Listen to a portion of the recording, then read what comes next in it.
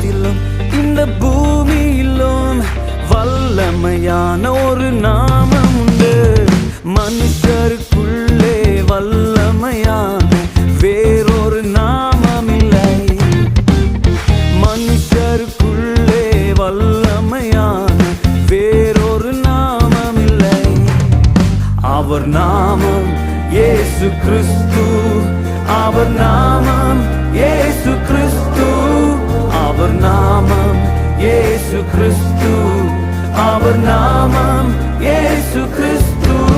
அவர் நாமத்தில் மன்னிப்பு உண்டு. அவர் நாமத்தில் ரட்சிப்பு உண்டு. அவர் நாமத்தில் மன்னிப்பு உண்டு. அவர் நாமத்தில் ரட்சிப்பு